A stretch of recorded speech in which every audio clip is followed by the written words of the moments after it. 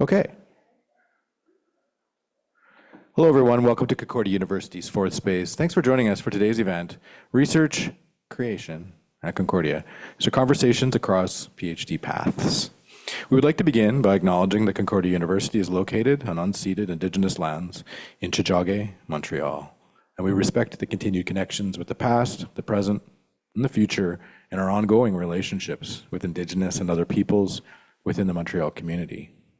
Here at Force-Space, we work with our university community to help mobilize knowledge, co-creating daily activities that examine research questions and projects happening all across the university.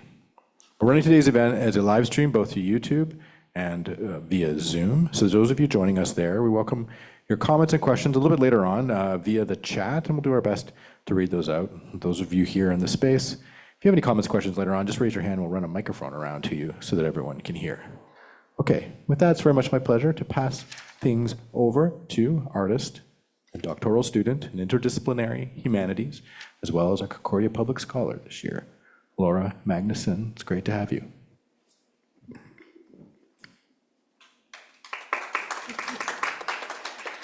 Welcome, everyone. I'd also like to introduce Pramila Chaudhry as well, who's also a public scholar. We're so happy to have you here in person and those of you joining online. The order of events today, we're going to be starting off with some presentations on research creation and some different approaches from the panelists here today. And so we will, after a brief introduction on research creation, we will be having T. Braun, Manuela Ochoa, Raphaël Bessette, Paulina Shubina, then Pramila Chaudhry and myself share our own approaches to research creation. I just want to let everyone know that we have a graduate student ambassador with us today, Nestle Shriram, who will be available on the chat should we have any prospective students joining us today. So if you have any questions about admissions or programs and need a little direction, please feel free to reach out to Nestle either in person or in the chat.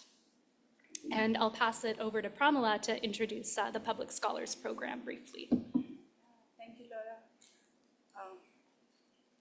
Happy to have you all joining us today. And with the Public Scholar Program, it's hosted by School of Graduate Studies, and every year they take 10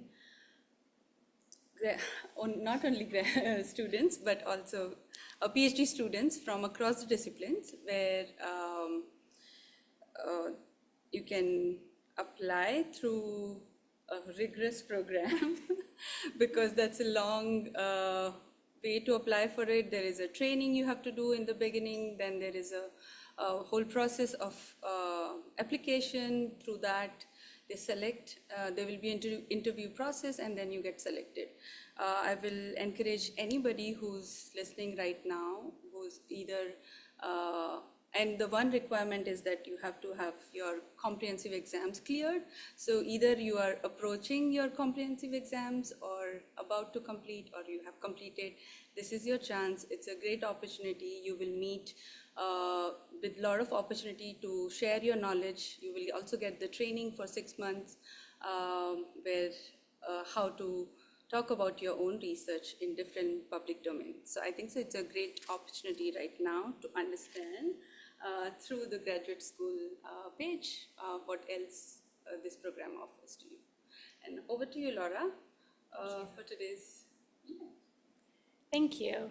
And just to give everyone a heads up, after we go through the presentations, we'll have time for a stretch, move around. We'll have a panel discussion, and it's an Ask Us Anything style event, so we encourage audience participation to have the conversation about research creation and the approaches that we share. And then finally, the afternoon will conclude with an hour of conversation and playing around with some research creation tools, techniques, and materials, kind of a show and tell space. Okay, so without further ado, let's talk about research creation.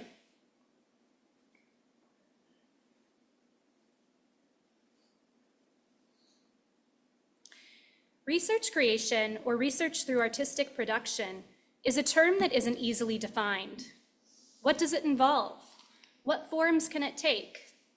In the presentations that follow, a range of approaches will come into view through the work of 6 Concordia doctoral practitioners, or students, candidates, and even a recent graduate, each engaging research creation in distinct ways.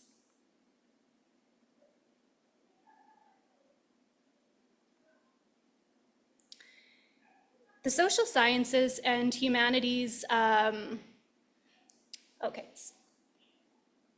The Social Sciences and Humanities Research Council characterizes research creation as an approach to research that combines creative and academic research practices and supports the development of knowledge and innovation through artistic expression, scholarly investigation, and experimentation.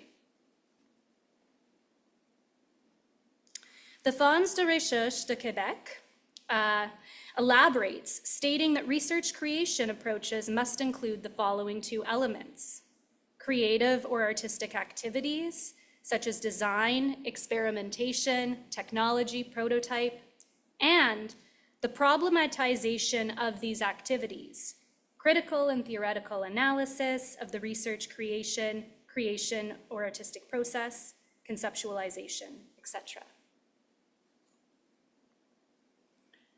Research creation is a term widely used in Canada, originating at UQAM in 1980. In other contexts and parts of the world, similar modes of inquiry may be described through different terms: arts-based research, practice-led research, practices research, research through artistic production, and studio-based inquiry or performative research.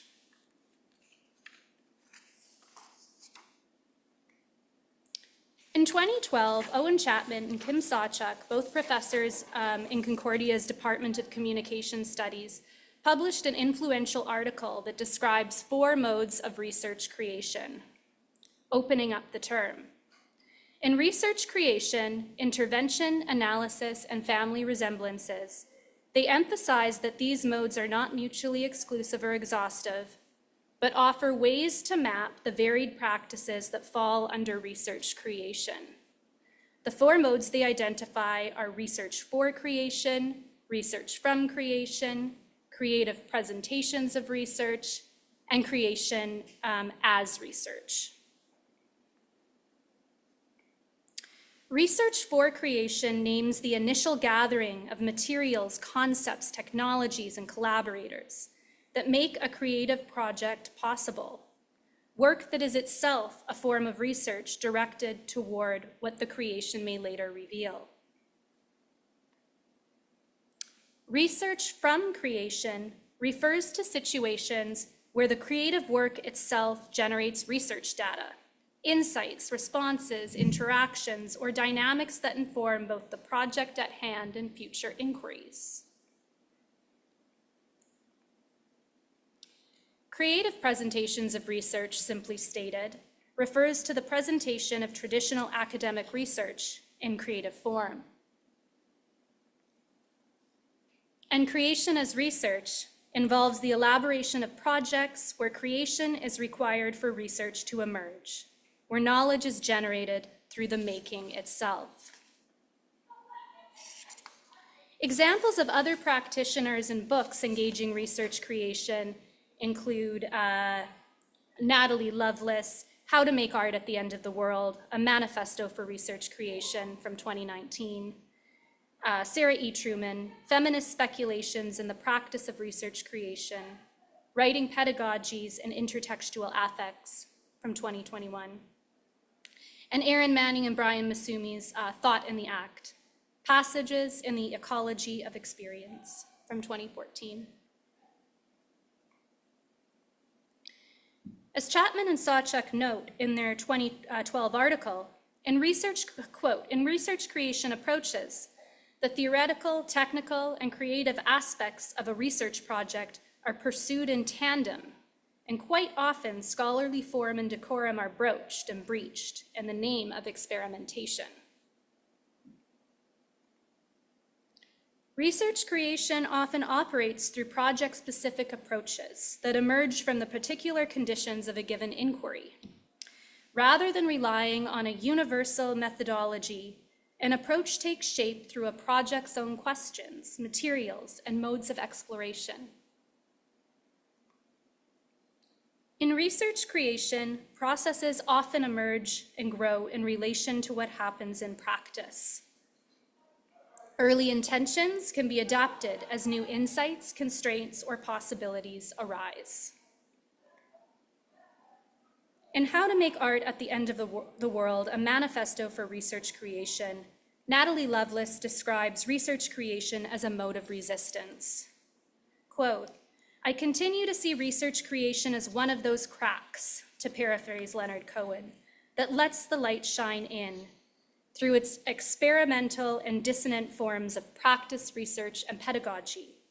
It is for this reason that, instructed and inspired by colleagues both national and international, I mobilize research creation as a mode of resistance to individualist, careerist, and bibliometric university cultures."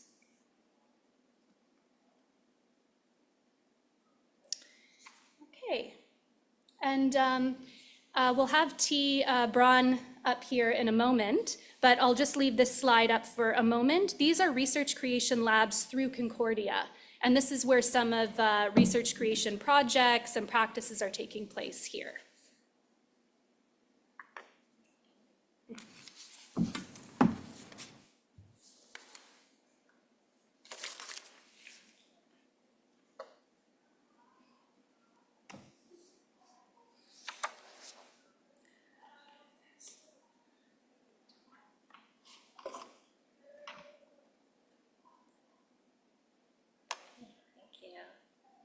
Okay, thanks, Laura, and thank you to those of you who are here. We're looking forward to having a really interesting and generative conversation today. So my name is T. Braun. I'm doing a research creation PhD in the humanities. I'm in my 4th year. The end is kind of emerging in sight, but not quite yet. So before I talk about my work, what I want to invite you to try is a research creation technique called sketchy methods.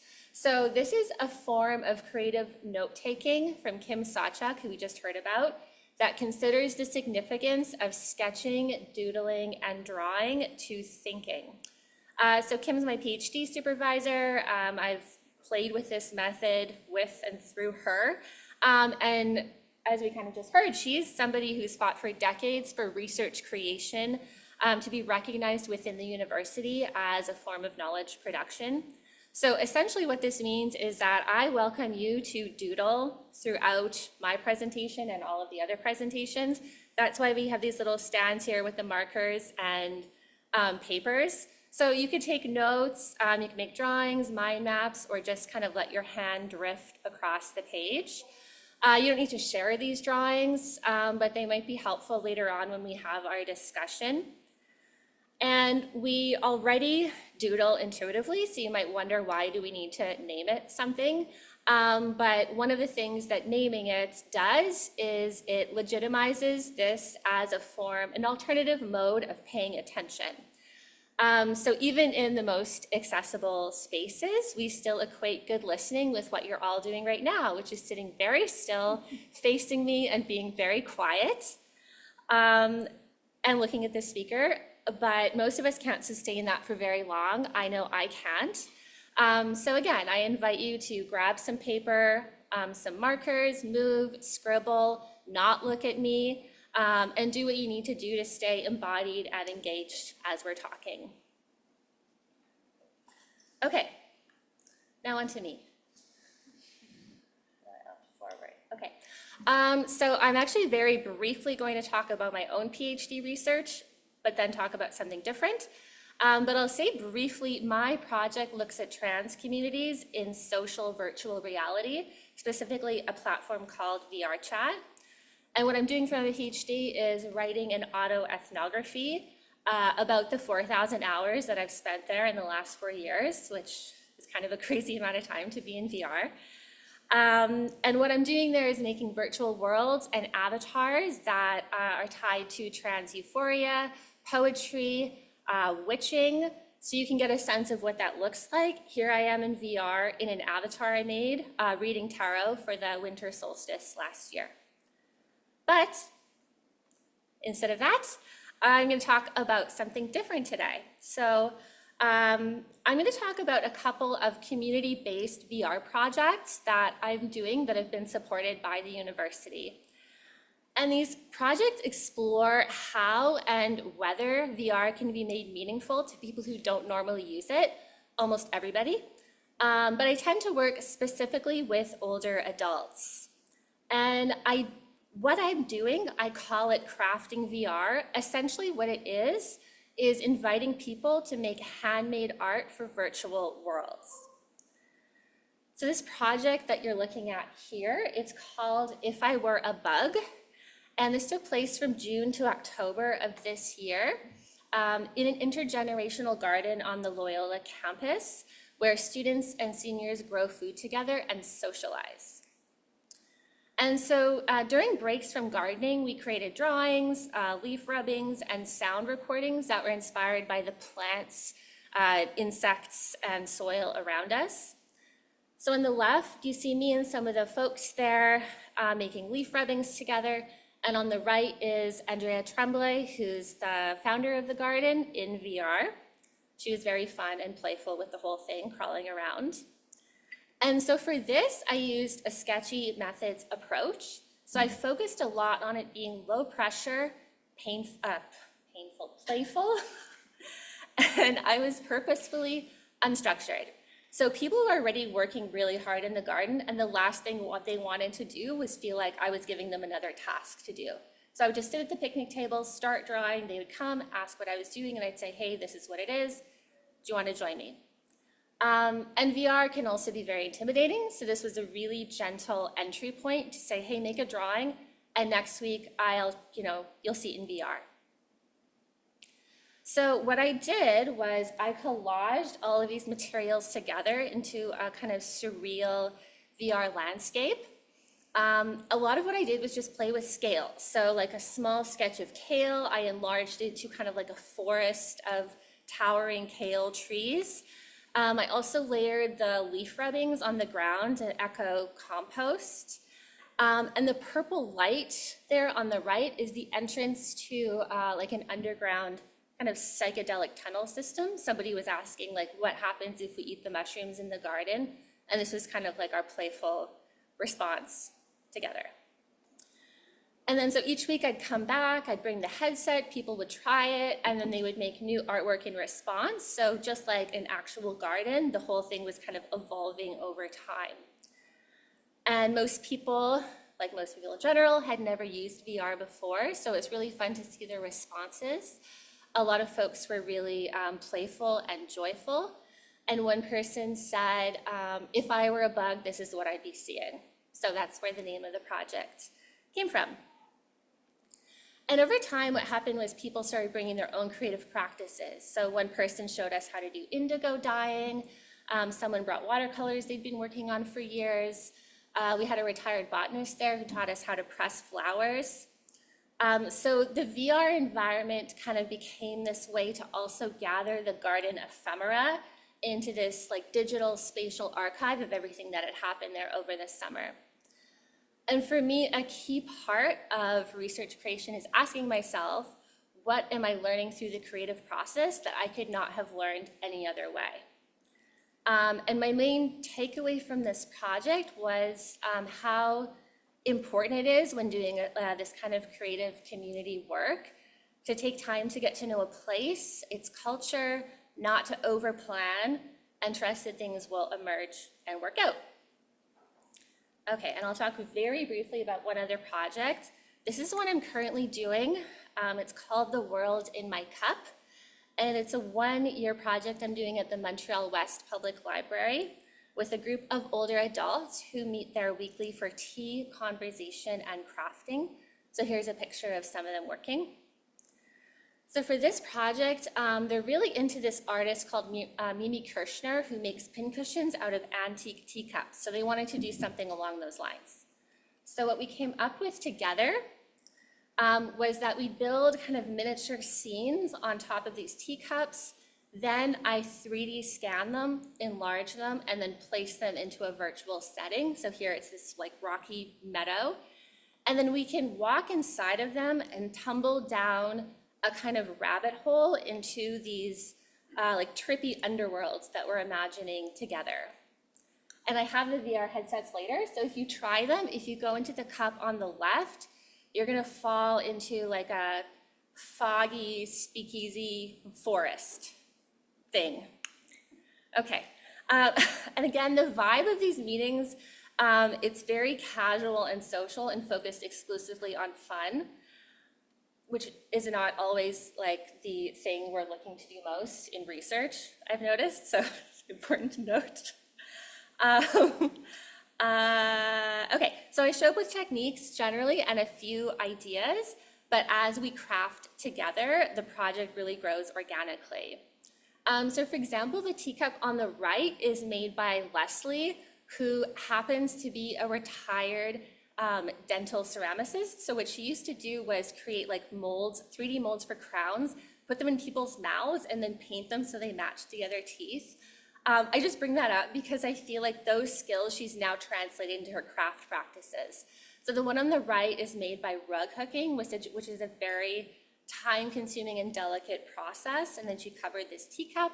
And it's something that she's gonna planning to teach the rest of us later on this year, or next year rather. And earlier this week, Anne, who is like a really skilled bead worker, showed us how to make beaded stars.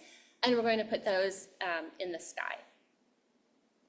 So I'm always really surprised and touched by what the people I'm working with bring.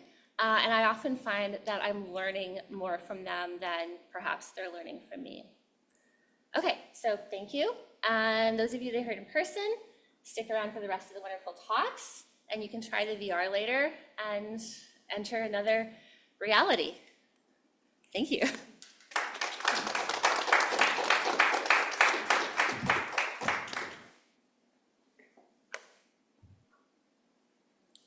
Thank you, T. Next up, we have Manuela Ochoa.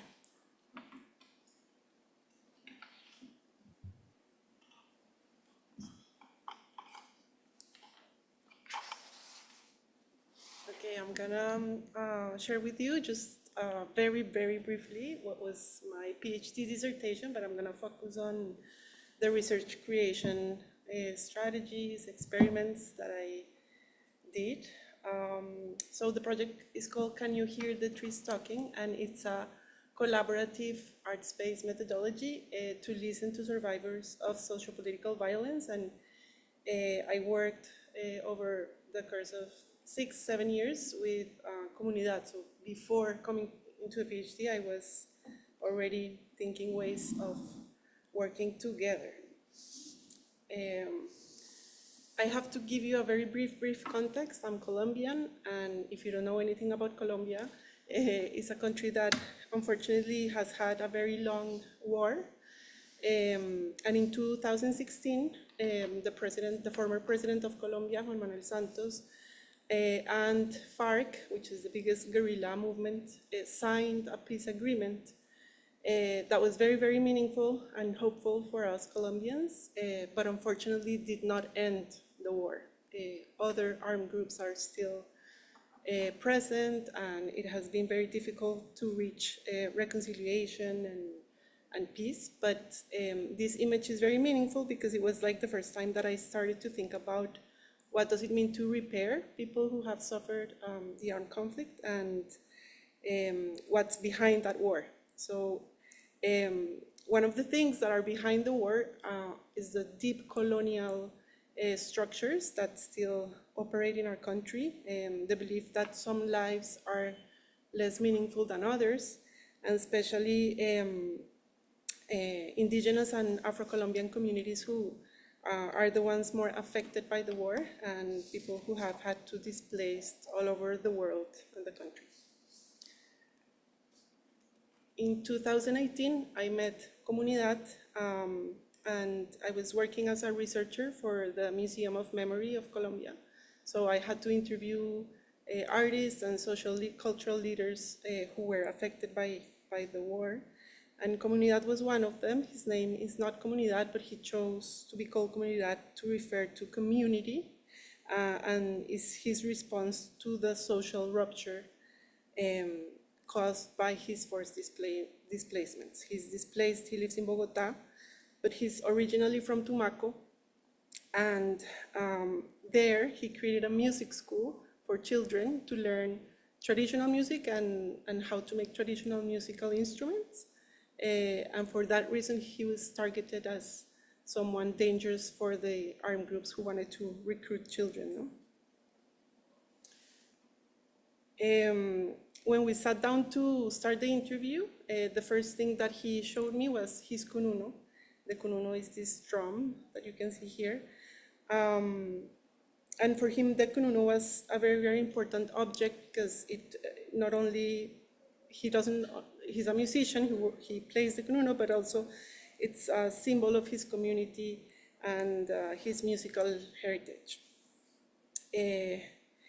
From the very beginning, I noticed how hard it was to do this interview because I could feel that there were a lot of very painful moments that he did not want to discuss with me. He didn't know me at all. So I started to think of how to make that interview possible, no? How to ask questions that would not open wounds or cause him more harm. I noticed that when we were talking about his heritage, his land, his community, he got very excited to explain things to me, and I started to take notes in my notebook, and I started to draw. So it's interesting because I started to sketch whatever he was telling me and the names, the plants that I didn't know about because they do not grow in my city. And we started talking a lot about plants throughout the interviews. At some moments when we touched memories that were painful, he was very silent. And so for our next interviews, I brought color pencils, paper, so he could also draw if he didn't want to speak, but instead he wanted to draw, to give him that option. That's how the project started to emerge. And I'm going to read something that I wrote about drawing here because I think it's meaningful. Drawing tapped into nonverbal ways of knowing. It surfaced unspoken emotions and became a prompt for conversation. It also resonated with Afro-Colombian traditions of oral and ecological knowledge that persist despite violence and repression. Plants guided our process, and through them, we entered stories and environments that might not have emerged through a conventional interview.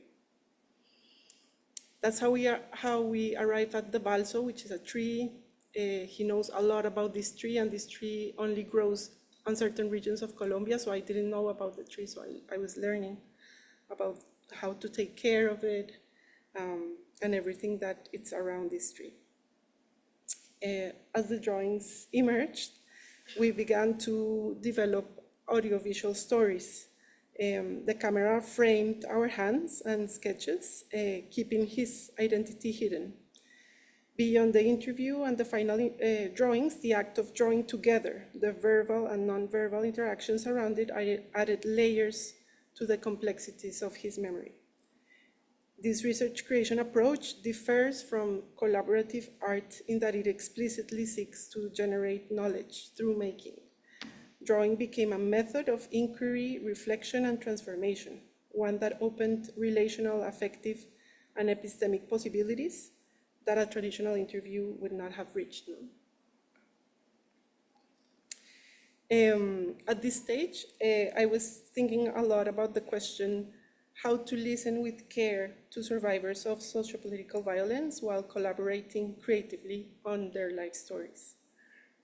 But something unexpected happened, and this is one of the aspects that research creation brings up a lot, is uncertainty, unexpected knowledge. And he was very curious about my life, so all of the time I was very focused on his life story, how to interview him. But then I noticed that he wanted to know more about me and that he had a lot of questions about my life.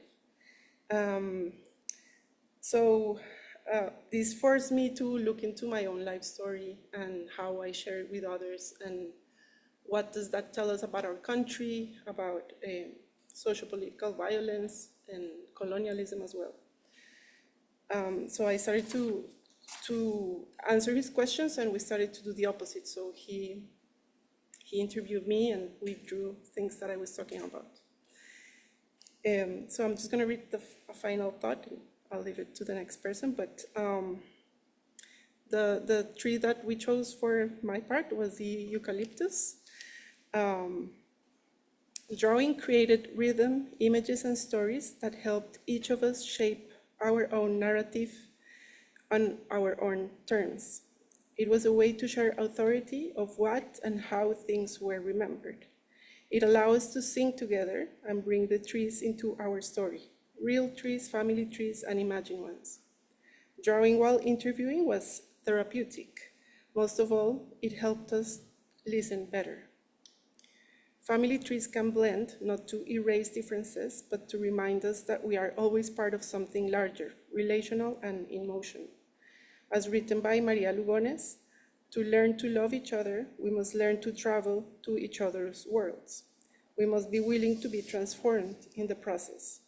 This requires playfulness, openness to surprise, a willingness to be ignorant and to look foolish or to fail.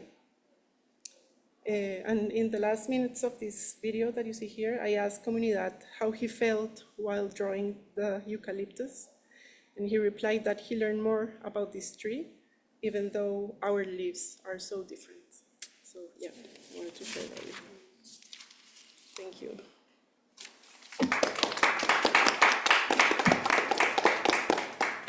Thank you, Manuela. Next up, we have Raphaël Bessette.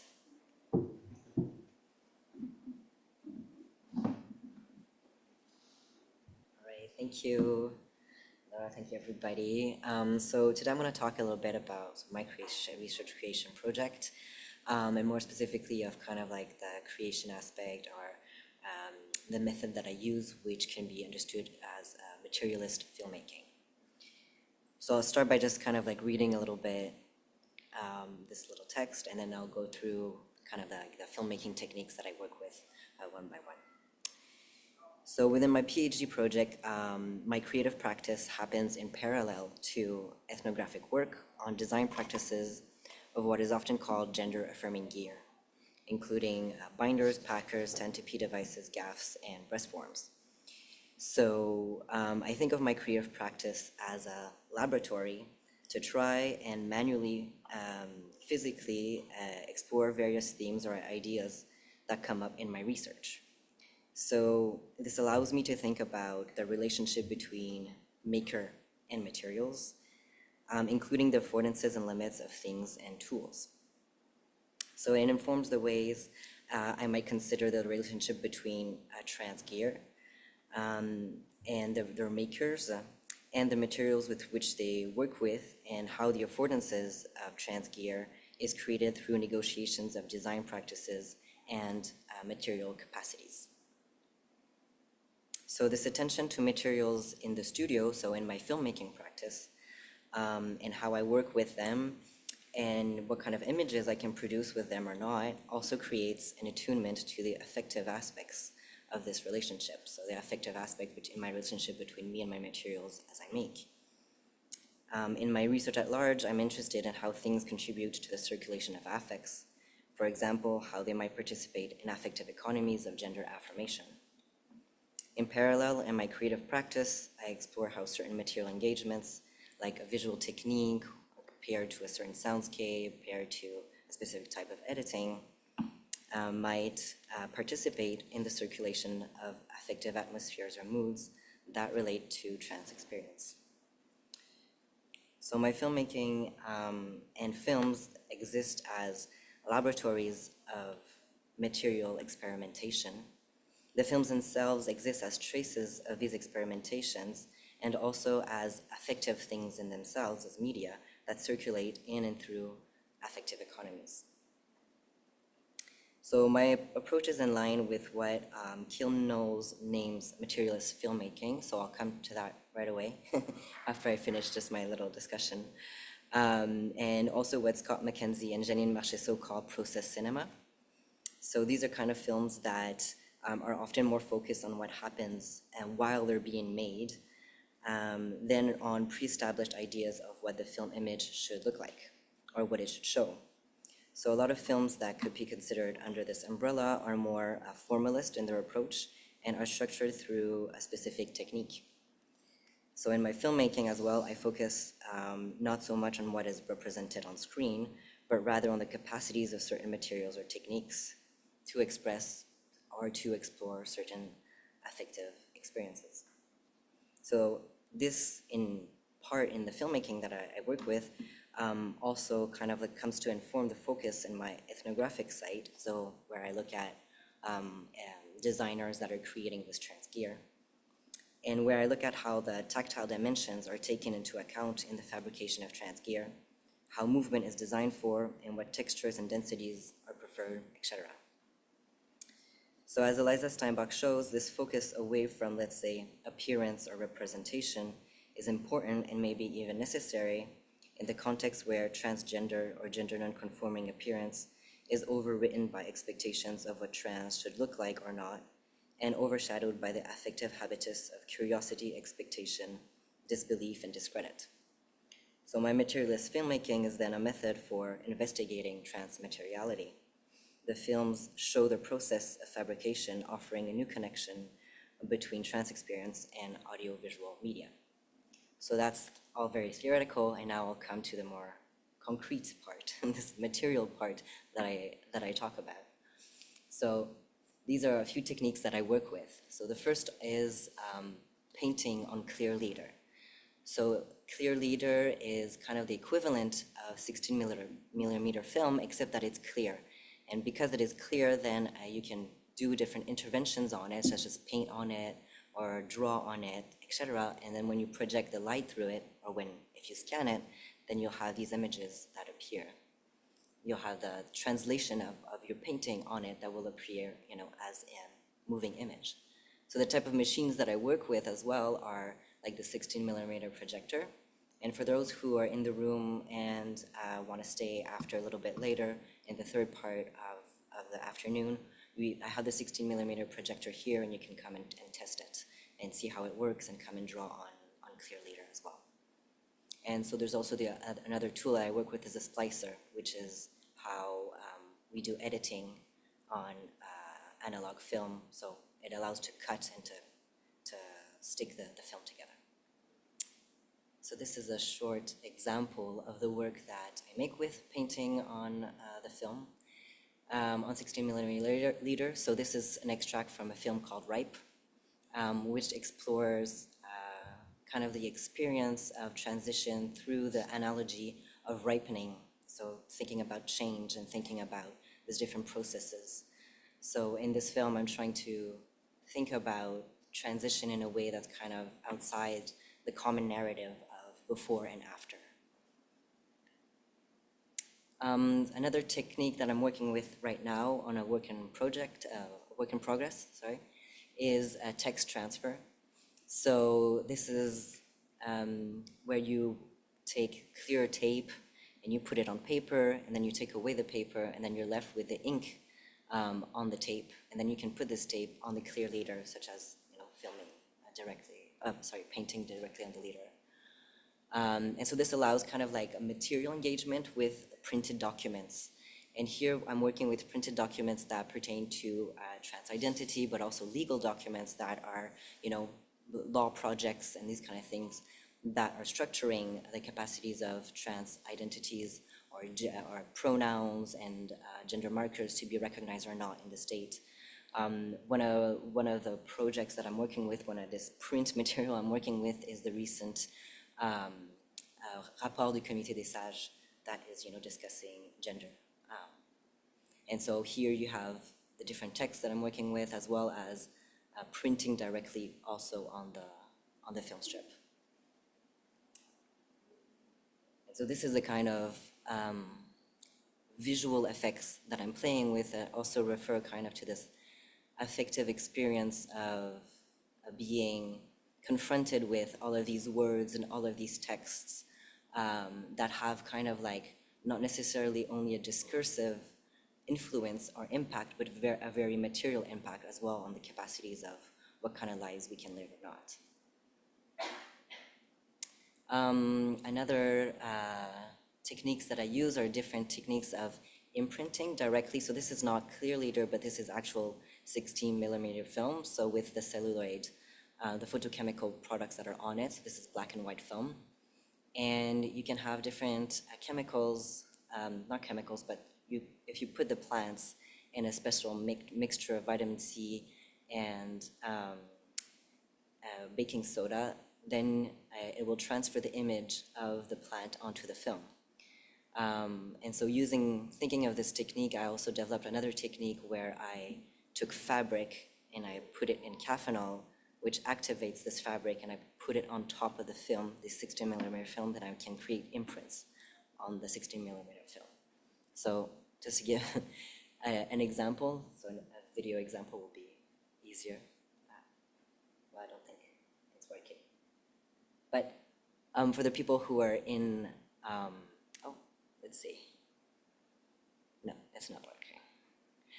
For the people that are here, they're in the different TVs that are around the space, there's like the films that are going on in a loop, and there are the different films that you can see these imprints of textiles on the 35 millimeter photographic film.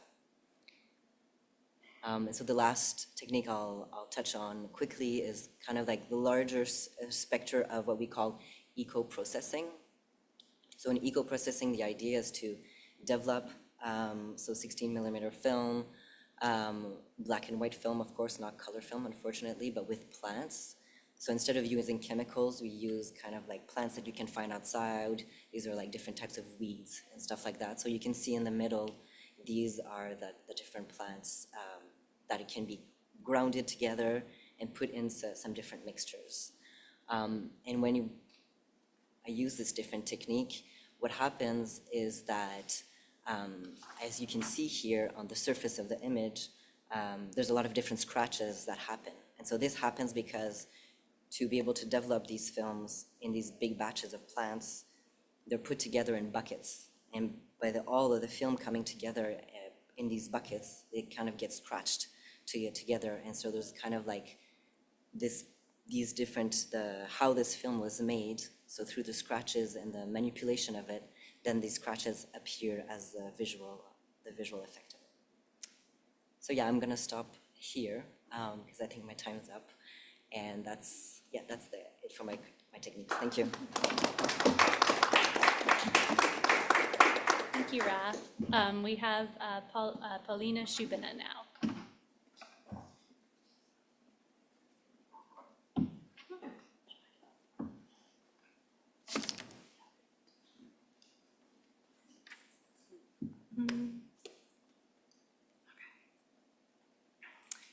Hi, everyone. So great to see some familiar faces. And Lauren, Pramila, thank you so much for organizing this. And thank you for your presentation. Super inspiring to see everyone's work. And I must say, I was a little bit nervous when I got invited to take part in this panel because I'm not used to talking about my own work. But preparing, I think found some nuggets that I'm excited to share, and I'm very, very grateful for this process, for having this space to share and to discuss. I'll briefly talk about 3 projects I have been part of and that in my understanding relate to research creation, though they themselves kind of hesitate. So one is a collective project, Memory of Soil, from my pre-academia times. And before I knew what research creation is or any alternatives to that. Second one is a collective workshop, Composite Shoreline, that one of the present here people was part of, already in academic environment, that carefully avoided being called research creation. And the third project is a kind of research creation method that I'm diving into now, which is movement. And I have it physically here with me too. Okay, so let's start with the first one. It's a project, Memory of Soil. We are now in Georgia, country, summer of 2022, just a few months after full-scale invasion of Ukraine started by Russian army. Together with a few friends like me coming from Russia, we attended a conflict transformation workshop, exploring storytelling and digital media tools to talk about conflicts. We watch films, we participate in discussions, and take part in different sort of workshops. As an aftermath of this workshop, we were supposed to create a little multimedia project that in our case grew into a 2-year endeavor. So to start with, or actually to continue, as I think of it as a stage 2 of this research creation, we chose a topic, in our case, conflict and the environment, and we chose a place. It was a giant monument commemorating a significant battle in Georgia. You can see it in the middle on the top, with the swords piercing into the hill. So we went on a 3-day field trip with 2 of my colleagues, Raphaël Bessette-Viens and Lisa Tesneva. We had a basic equipment with us: Zoom recorder, camera, tripod, and phones.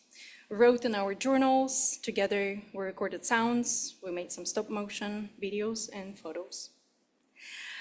After that, the next stage comes in, which is work with all this mess we created. Sorting the materials, creating Miro boards, creating giant documents with lots of tabs of articles we're reading, materials that we gathered, and thoughts that we're having. And I call it a stage 3 of this research creation. We were super lucky to be invited, while we were still working on this project, to present our work as part of an Anti-War Now festival in Tbilisi, in Georgia. We were given a 3-room abandoned hotel room space, and we filled it up with some of the media that we gathered, put together, reflecting on conflict and environment. And we collaborated with 2 land architects within this stage of multimodal presentation of our work. And finally, we came, after 2 years of working on this project, we came to publishing a digital platform, memoryofsoil.art, that contains most of our gathered materials and divided into 9 tentative topics, 9 rings, we call them. Just a little of reflection about this process. It became very long and even like irritatingly long, but I think it was a value of this project. And it had multiple stages of it. And as we talked yesterday with my peer Paolo, who's present here, all of these stages that I listed just now were valuable parts of research creation. There were different modes of dissemination, the presentation, the installation, and the digital format, which kind of brought us to different spaces thinking about this project. Be mindful of time. But what I felt during this project, and that I feel strongly looking at it now, preparing for this presentation as well, we definitely lacked some theoretical methodological frameworks. And I remember being lost and not knowing where to find information to kind of support some of the intuitive ideas we had. Briefly about one more project that I think echoes this first one a lot, but this one was created already in academic era of my life. So we're now in Montreal, it's summer 2025, and it's a workshop as part of a ethnography lab's summer institute at Concordia University. Together with some graduate students from Concordia, we developed a workshop for this institute. So we started with brainstorming, going to the sites and brainstorming ideas. So in general, the project was about doing ethnography on the shoreline, close to water. Kind of how can we, through different ethnographic methods, learn and understand a shoreline better, and then represent it in some form. So you can see there are a few stages that I highlighted that can be more assigned, but first is kind of brainstorming, Second one, going to the site and gathering ethnographic accounts. Third one, brainstorming again and assembling. And fourth, presenting. This is a final presentation that took place in August. Again, mindful of time, I'll just briefly talk through reflection. This was, in contrast to the first project that I talked about, was a very rapid process. So we had basically just 3 days to do it all. And we all, reflecting on it later, thought that it lacked reflection during the project and kind of time to sit with it, to actually understand what did we learn about the site and how different mediums helped us to think about it differently. It was truly interdisciplinary. We had anthropologists, sociologists, people from environmental studies, and artists together. And I think not calling it research creation might have worked not to scare off some anthropologists and sociologists from this endeavor. And we did have a lot of support of theoretical and methodological framework, which did feel safe, at least to me. And final little thing, if that's okay. It's a tiny movement research I'm just starting now, and it started on the class of HUMA, Interdisciplinary Studies, called Place Under Pressure, taught by M.G. Thompson, who suggested that we think of a place, through creative nonfiction, so writing not so academically, but close to academic writing, and through research creation. I chose a ship as a place for my research, and I realized that thinking about a ship, I think a lot about my body and physicality of this space. So I thought, okay, what if I try to explore it through movement? So I did, and I started moving every day, 1 to 3 hours. I started a little book where I wrote some thoughts. Sometimes I would start with prompts and then move. Sometimes I would start moving, and then it would trigger some thoughts. It brought me to places, it brought me to childhood memories, so in a way it became this kind of self-oral history research that I was conducting. And I think it did open up to me some of the aspect of physical space of the ship that I wouldn't get into through writing. Just a little quote that I found in this first project I mentioned to you, which also we discussed yesterday with Paolo, triggers in me a few things like nature culture juxtaposition that I wouldn't use now, but I used back then. But it kind of showed me how I was thinking also already in the realm of movement being my research practice, but not knowing how to call it.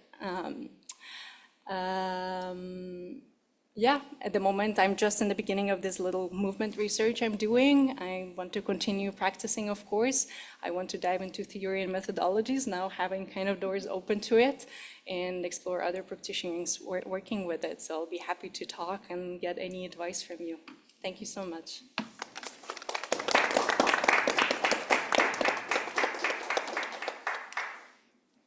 Thank you, Paulina. And now we have Pramila Chaudhry.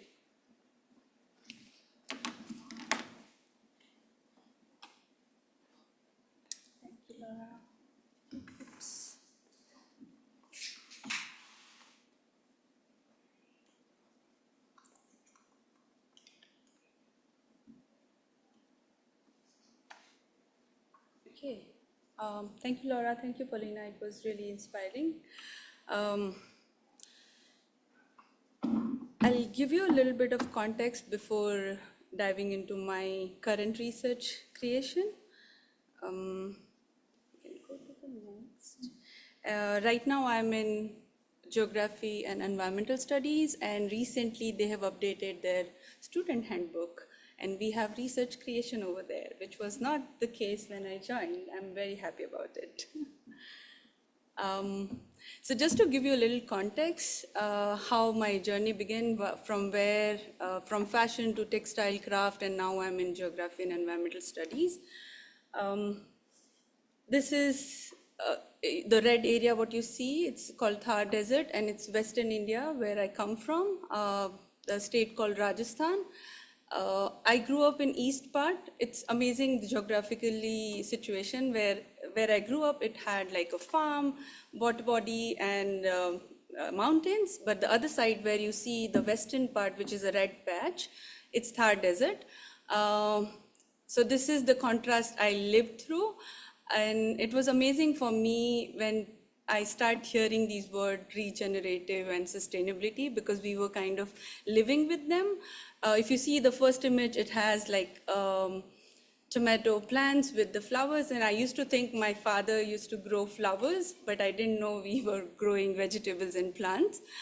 This was a way to divert insects or the pest from the food plant to the flower plant. And here I spend my whole summer vacation with my grandmother, where I always see her hand spinning throughout the day, and we used to have livestock, sheep and camels, and coming at home. And it seems like now a speculative world because I keep seeing last 15 years the drastic change have happened with the materials have changed. We used to honor and see sheep wool, camel wool, and goat hair a lot, but now everything is synthetic, and there is this 2-generation gap over there.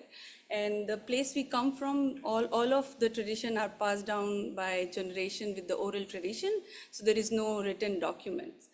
Coming from that, it was really exciting for me to go to a fashion industry, because you can work with bigger, larger brands, and it's all fancy and nicer. I didn't know what was my lived experience. It was how important it was. But this place was also kind of an institution, because to understand on that scale what kind of compliance they are doing, what are these industrial water waste treatment they are working with, what is this fiber and ethical certification, which was all really eye-opening, but there was a disconnection.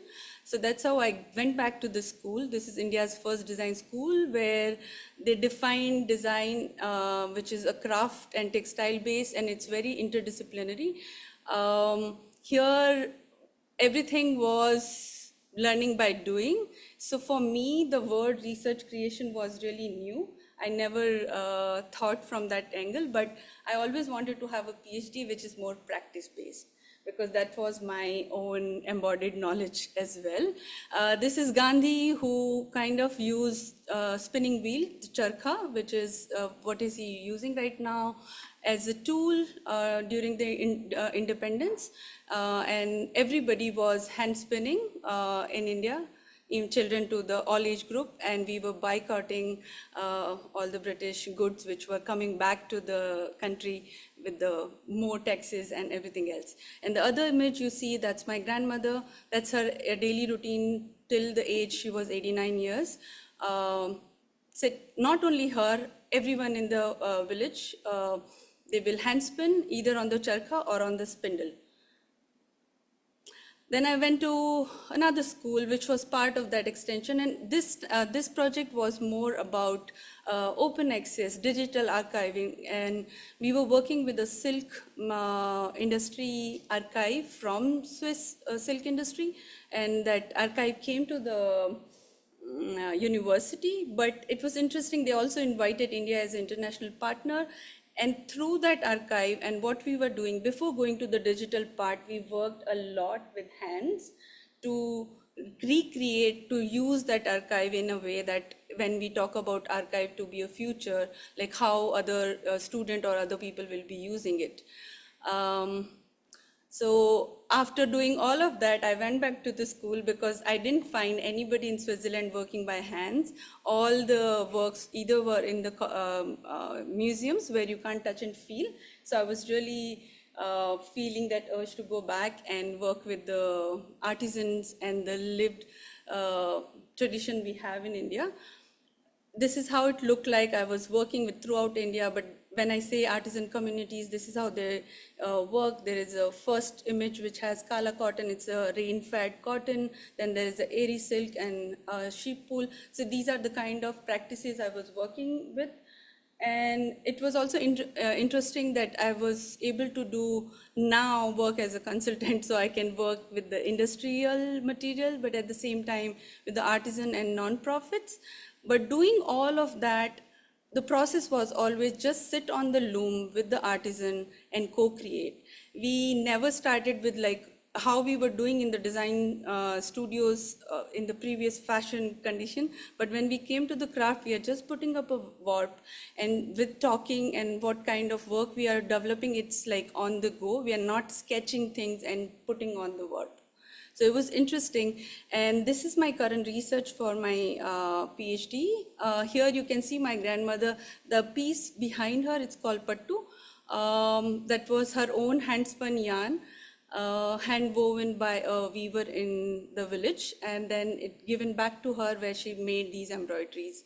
And what she's wearing in the image, you can see a synthetic skirt, digitally printed headgearing, and acrylic sweater. So the material within her lifetime changed drastically, and there is a gap of knowledge transfer. And here you can see a weaver from her age who kind of left the weaving altogether, but there is still hope where we have these younger generation who wants to carry forward the work. And this piece is amazing because they call it pattu. Pattu means they join two pattis together. Patti is a strip, and they work on the narrow width looms, and which is in, and they also sit on the ground and do it. It's also pit loom. So pit loom, human body, and the warp become one thing together, and it's more embodied work when they work it. And they make these unstitched, I would say. They join them together, but they are like draped clothing. So they drape human body as well as the bodies in the home. So that's why I found my home in geography and environmental studies, because I feel textile and fiber is more agricultural practice and land-based practice rather than industrial practice only. Because what was happening till now, when I was working as a designer or as an artist, I was working with the final materials. But when I moved this side, I started working with raw wool in terms of washing the raw wool or carding the raw wool or hand spinning the raw wool, and experiencing that whole process and recording it through drawings, through keywords.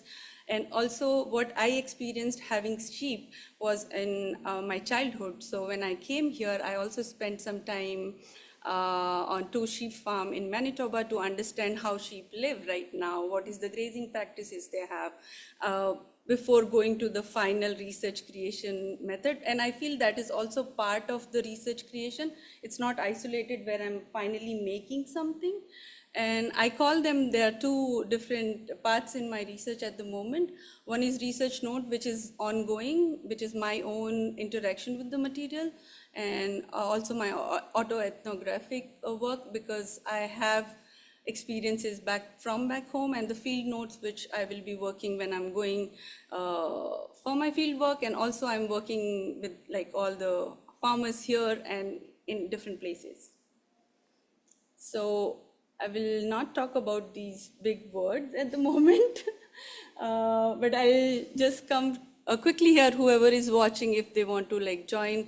We already list a lot of resources from Concordia, and these are the few which I'm part of it, and I'm kind of, the communities are really helpful to develop my work so far. And this is the sheep farm I was talking about, which is in Manitoba. It was lovely to be with the sheep, and it was such a big land to rotate the sheep every day. It was not an easy task, but a lot of fun. Another thing was very important during this experience is the having colored sheep, because we have this idea of having white sheep wool, and because that's the industrial mindset, they can do a bulk dyeing with that white sheep. But when we have these indigenous colored sheep, because each sheep will have not only, if you see my grandmother's piece also, that was black, and I never saw that black sheep ever in my life. So I was very excited when I saw all of these colored sheep here. And right now, not only in India, but across the world, there's a movement going around to revive sheep and all the local breeds across the world. But in India also, we call it Desi wool, and Desi is like a local wool. It's kind of a movement. Also, again, knowing about what kind of grass they are feeding to the sheep. It was not just like working with the material and grazing them, but understanding from the basics of how to raise the animal and having that human and animal relationship. Also, I made, again, that my textile artist part wasn't coming off, so I made some textiles during that time. They had a beautiful studio there. I also got opportunity to go to Iceland Field School. That was also interesting to see how one fiber is connected across the world. People are having same kind of way of working with the material, but in different forms, and sometimes they look similar as well. I'm almost completing, so pardon me. This is what I'm doing right now after learning, because hand spinning I tried in school with the cotton and I was so disappointed. We have to submit like 1,000 meters of hand spun cotton yarn as a fiber course, and I'm like, I'm not gonna spin ever in my life. But when I went to Iceland and I worked with sheep wool, it was so easy for me to work with, and somewhere I think it's my genealogy or something. Because throughout my school days or my industry day, I always drawn towards wool somehow in different forms. So I kind of like working with it. So this is what I'm doing right now: carding, washing, spinning, drawing. Also, when I'm doing this process versus I was using material directly, it changes my way of thinking. Also, materials and your body, when they say embodied, if you're not feeling good, the fiber won't help you in the way you want to spin it. It will break 1,000 times, so you have to take rest. You have to care your body first and then go back to the material, which is because they say wool also have a memory, which is interesting. So right now I'm using all of these methods where when I'm starting my making process, I started with the drawing. I go to the spinning. I'm also trying different methods because as a designer, I'm also tend to go towards a lot of techniques we have been worked with in larger scale, but I'm kind of unlearning a lot of things to come up with something which is really meaningful. And when I'm going to go for my field work from here onwards, I would like to have intergenerational workshops with the artisans and spinners, because I also come from spinning community. So I want to see what they want to look for the future, not me, because I am from that generation who want to sustain that craft, but it has all many different layers, but I don't know what is they are looking for. So my first step would be to do a lot of intergenerational workshops, have a dialogue, because these are oral traditions, so we can't just go and ask questions. I know what you were saying, that I can't interview them. I mean, it's so weird to go and interview somebody, right? They've been living that thing from years. So yeah, I'll leave you with this. Thank you so much. Thank you, Pramila.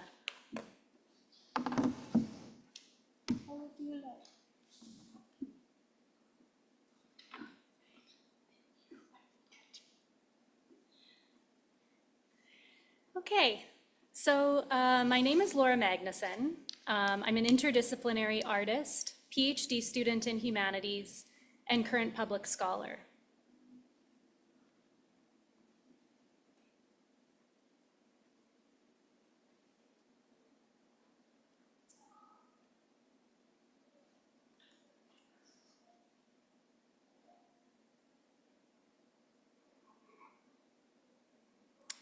Alone on an ocean tundra, wearing a protective clamshell like parka and winter boots, I arduously move, exhale, and burrow through the afterlife of sexual violence. This is Blue, a moving image work shot entirely underwater, 70 feet beneath the surface of Cozumel, Mexico. Cinematography is by Liquid Motion Film. Through research creation, I explore how firsthand knowledge of sexual violence can be communicated through visual, material, and embodied forms, expanding testimony beyond word-based frameworks. My work moves across video, drawing, sculpture, installation, and archival materials, and water. My doctoral work grows from my own experiences navigating institutional systems after sexual violence. From issuing a police statement to undergoing a forensic exam to testifying in court, I was required to compartmentalize myself again and again to fit the system's terms. The pursuit of factual truth actively excluded my felt experience. In search of new testimonial means, I began to ask how artistic practice might open space for embodied knowledge of sexual violence, to be grappled with, archived, circulated, and witnessed. While I'll not discuss explicit acts or details of violence, I do want to note that I will touch on my experiences giving a police statement and being present in court.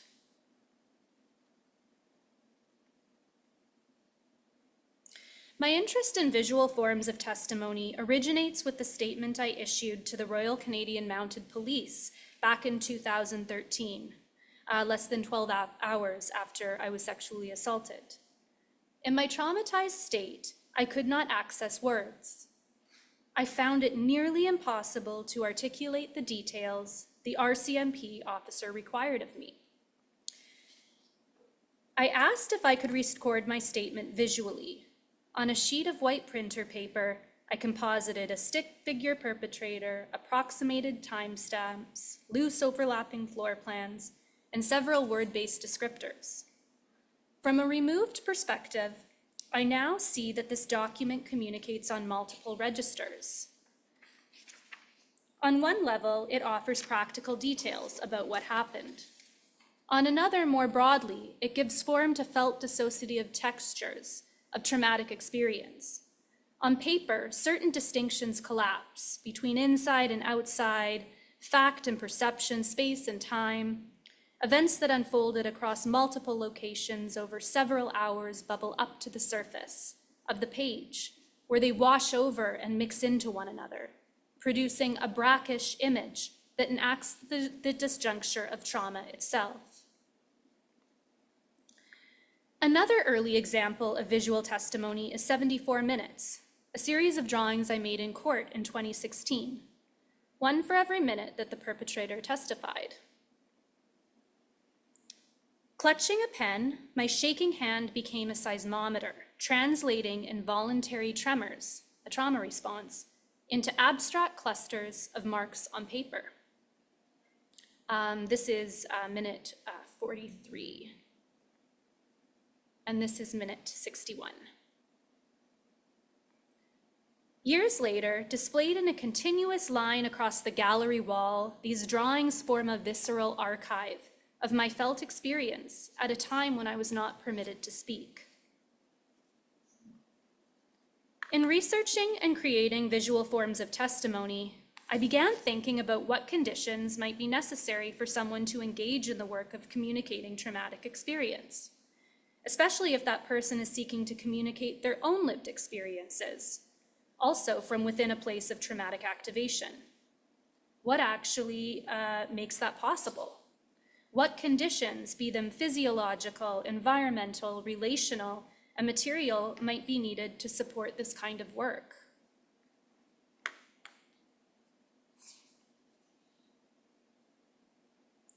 One of my earliest realizations after completing my open water scuba diving certification was how much easier it was to focus on my breath underwater. The pressure, stillness, buoyancy, and muted sensory field supported a kind of self-regulation I hadn't experienced elsewhere. In turn, this helped me to feel more present in my body. Diving also gave me a sense of agency.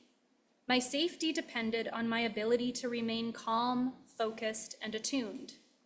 Sometimes, simply exhaling underwater felt like releasing a weight I hadn't known I was carrying.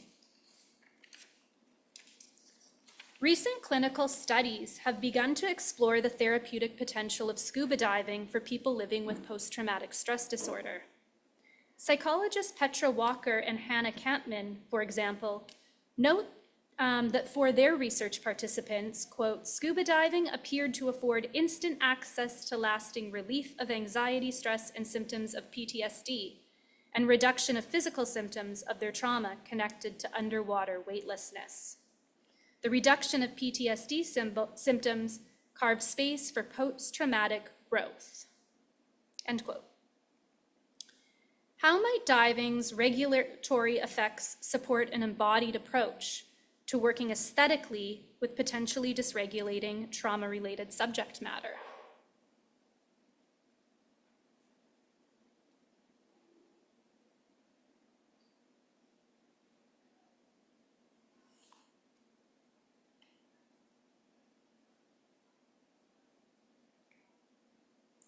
Last year, I wrote a comprehensive exam on watery research creation methods in relation to the blue humanities.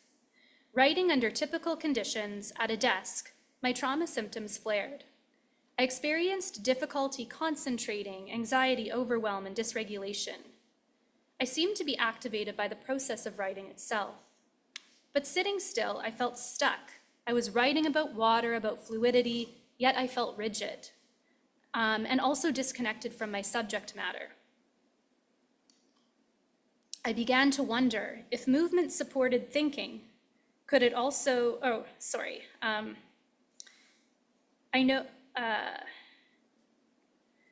I think I forgot a line about that. I noticed that my thinking flowed more easily when I was in motion, walking or running. And so I began to wonder if movement supported thinking, could it also support writing? Could being in motion help me translate thought onto the page? What might shift if I didn't just write about water, but tried to write from within it, immersed and in motion? This led me to devise what I'm now calling drift writing, a process that involves writing while scuba diving, using a waterproof notebook and graphite stick. I tested the idea in August 2024 in Cozumel, Mexico. My aim at the time was to register in real time the embodied experience of writing underwater, carried by ocean current, suspended at depths reaching 80 feet. I was writing about writing underwater while writing underwater.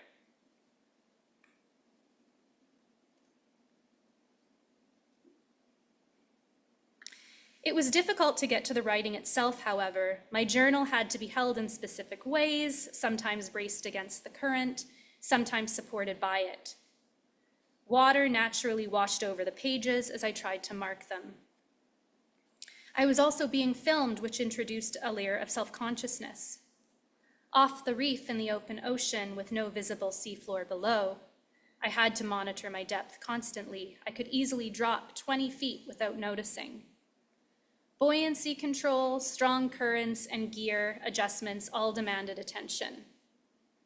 On land, I had been feeling stifled at the desk, agitated and blocked. Diving offered respite and regulation, but it came with its own challenges. My concentration was still impacted, but in a different way, shaped by the need to respond moment by moment to everything around me. Yet this was only a first attempt.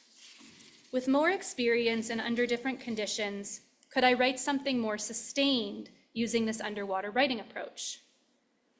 Perhaps even a chapter of my thesis about drift writing itself. I wonder how my ability to articulate dimensions of traumatic experience in words or through drawing might shift underwater, given the regulatory benefits of diving, despite its demands. I even find myself wondering what it might have felt like to issue my police statement underwater. What might have been possible for me to express had the conditions been different, temporally, environmentally, somatically, and relationally. Thank you.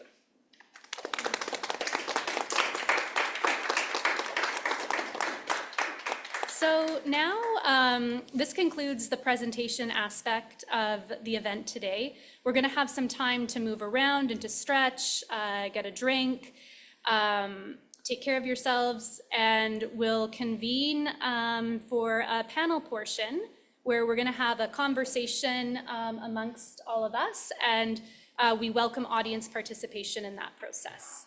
Thank you so much.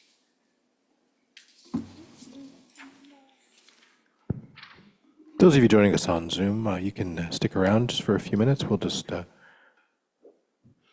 still be here.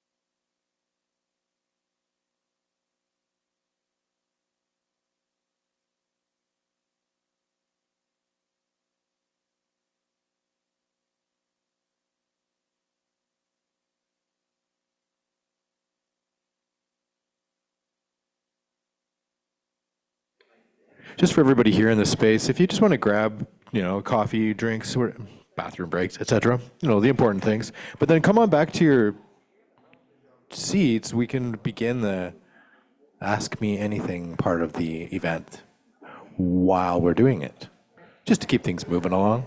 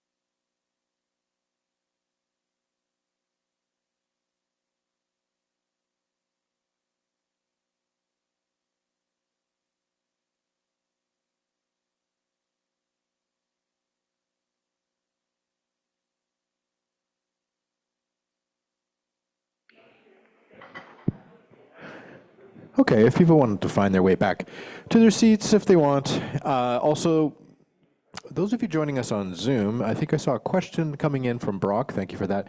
We will read those out to kind of get things started. But anyone else on Zoom, if you have any comments, certainly, or questions, just pop those into the chat. And we'll read them out.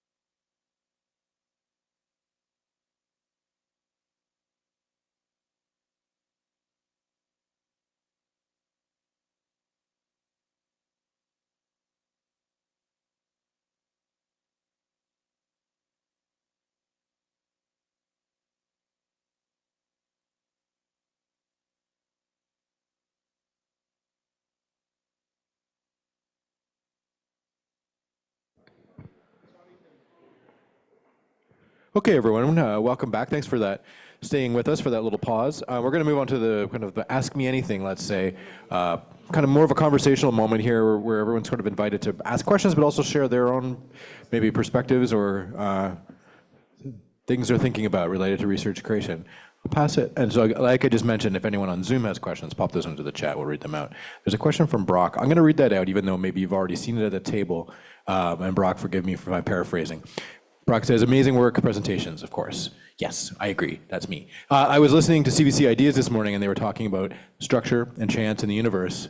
For example, a snowflake that always has 6 points, but each snowflake also is a unique design that emerges from that structure. And how this reminds Brock of Truman's position on loose frameworks for research creation that was referenced at the beginning. And the question is, what are your 6 points? I don't know if this is a question for Laura, who maybe wants to take that question, but it doesn't have to be 6, says Brock. They're asking, what is the loose structure that you bring to research creation? And also, how do you make room for emergence from yourself or from participants? I'll just bring that over to the table.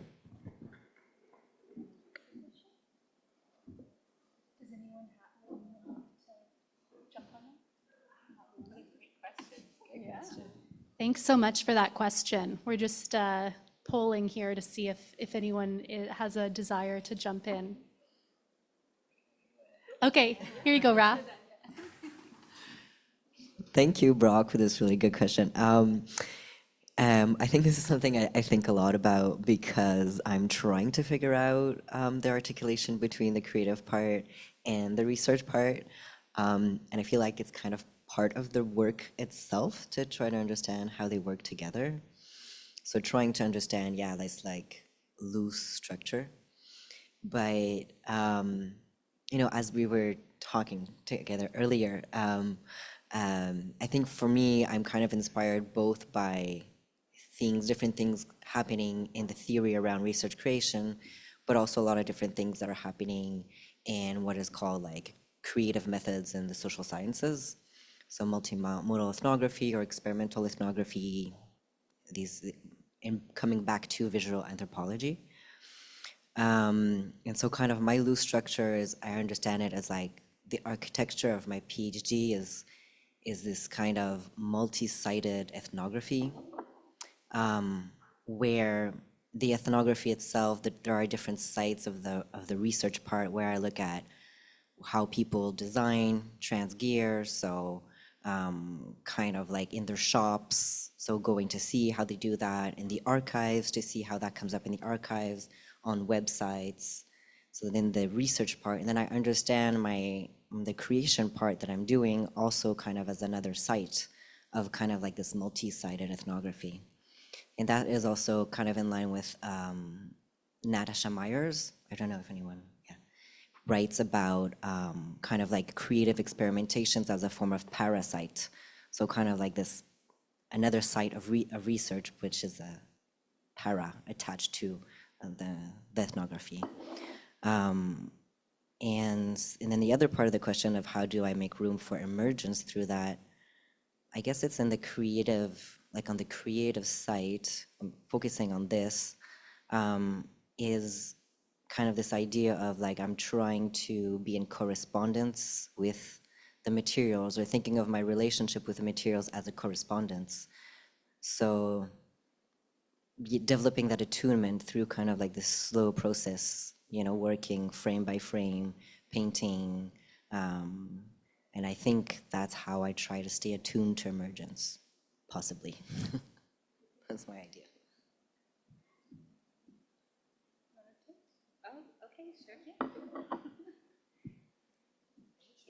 I guess my face made it look like I was going to answer the question, so I will do it. Yeah, what a great response. What a thoughtful and good response, Rav. I was just thinking of like 6 different words. And thank you for the question, Brock. I know you were also doing a lot of like community creative workshops last year, so I'd be interested to hear yours as well. 6 words, I'll just start saying them and maybe it'll be 6. Visiting methodology, 2 words, but so like if I'm doing community work, spending a lot of time there, like in the garden, for example, this was my 3rd year in the garden and I was doing like video work, interviews. I had to spend a lot of time there and I knew about the culture of the garden already. And I think that enabled me to like sit down at a table and for people to want to sit with me and draw, like we're, you know, talking about drawing and stuff together. I guess intuition, feeling the material. Like embodiment, I think it's such a great word, but I feel like we can say it and then it's so hard to get into it. So I think more about like loosening and softening. So that could be like, you know, one big thing I learned is I need to go in with less of a plan, because if my plan isn't followed, because there's a garlic harvesting emergency and I can't draw, I have to get up and pull the garlic. Like we're not going to do what I wanted to do today because it's obviously bigger than me. And we're also making, like, it's food for a whole community. So letting go of all of that, which also I think makes room for other people's methodologies and skills and interests to come in, which are always more interesting than my plan. I don't know, that's 3, 4. Paulina, are yours about flow, maybe? Thank you for passing the baton to me. But yeah, I don't think I have an answer because I'm just opening up for myself the realm of research creation and some of the things that I think I'm kind of taking from those who have been in the realm of research creation. For example, Liz Miller, I've shared, I think, with you some of the tentative kind of methodology she and her students, I think, are developing. And one of the important points there is documentation. think of documentation in advance, during and after, kind of a very important moment. And it can be creative documentation, but it's an important thing. And then, I mean, theory is one of the kind of pillars of research creation. Like, yes, think of what you kind of, with whom are you thinking about these things while doing things? These are just very basic, but I thought it should be out too. I agree with everything that you have said. I would add that in my case, because I was working with another human being and I was working with his life story, I learned a lot about being vulnerable and what it means when you are in a place of vulnerability, and exploring that as well, because it's confusing and there are a lot of feelings attached to that, and exploring those feelings in the creative part, it's important in research creation, in my opinion. So I would add that. Okay, you all have covered almost everything. For me, more than words, I would say, like, tend to make, because as a designer, we are trained to make something final as a final result. Either we are working for an order or a brand or some collaboration, you know, there has to be an end result of whatever you're doing, and it is time bound. Like within 6 weeks, you have to do it, within 6 months, you have to do it. But what I'm trying to unlearn in my process is using research creation to help me with my thinking process and writing process for the material. I'm not really looking for something end result, something I know I can create something very beautiful, aesthetically pleasing, but what is that pleasing object is in relation with my research at the moment. And also, you rightly said, I also work with a lot of communities, and in this particular case, I'll be working with my own community. So it's kind of a weird thing for me to go and ask questions. They're like, you are part of us and you have seen everything from childhood. Why are you having these new questions now? And they also work in the seasons. So season and rhythm of the land is very important for them. If there is a harvesting season, I can't just go and ask them, oh, let's weave together. So be mindful of these things, and not to be very rigid, that I thought of something in the beginning, it has to be that. It's constantly evolving, and I like that process of research creation at the moment. Yeah, I'll pass it on to you. Wow, such good conversation. For me, trust would be one of those points on the snowflake. And intuition as well. I think a lot of, and I come from a studio art background, my training's in sculpture mostly. And so there's kind of a feeling into in the research creation process where you're not just, it's not arbitrary, but you're moving into something and you might find some hope, or you might sense that a direction will work, or you know that something will be at the other side of it, but you can't get, the only way to get to it is through it. And so I think that feeling and intuition and trusting that just because you don't have a proper theoretical context, or that you don't know exactly, you know, if you're writing a grant application and you have to like say what your deliverable is, even if you can't say that yet, you know, that you trust that you might get somewhere. And for me, being an interdisciplinary artist and I guess scholar, multimodality is really important. I work across different artistic media because one way of working can't get at everything that I'm trying to get at.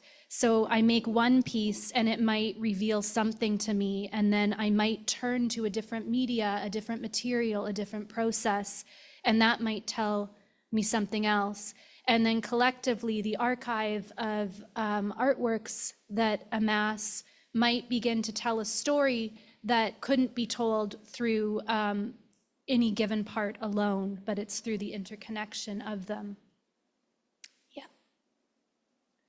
Do we have more questions in the chat or from the audience? Anybody in the space have any questions? We can bring a microphone around.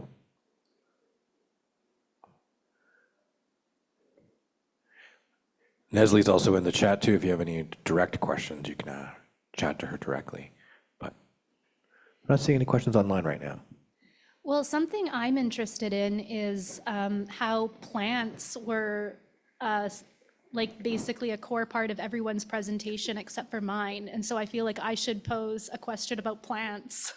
I don't know what the question is, but it's, I think that maybe, well, I could elaborate a little bit. I think that maybe in different people's presentations, there was tensions maybe between more organic or land-based ways of working, and then also kind of incorporation with digital or technology that brought those two worlds together in different ways. And I'm thinking, T, of your work, like with working in the garden and then like translating that into digital space. I'm just wondering what, and I guess there's also like work that you're doing, Raph, that's like more hands-on and analog, but then something happens when it's digitized. And I'm just curious if anyone has thoughts on those tensions. Let's go this way this time. I need to chew on it.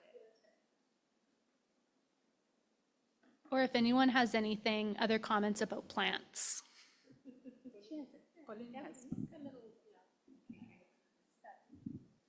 Yeah, just two quick thoughts that came to me right away. So talking about the first project that I mentioned, Memory of Soil, which is, I didn't know if it was research creation. Is it research creation? But so as I mentioned, it was following a workshop on conflict transformation, which was in contained space. We were in rooms in a hotel, I think, spending like 4 or 5 days talking about very heavy topics, watching videos and talking to each other. And I feel like our choice of going to a field trip as a starting point for our multimedia project was kind of the juxtaposition. Okay, let's get out. Let's go and do that in the environment and kind of not, in a studio or in the office, whatever space. Yeah, I think that's one of the ideas right away.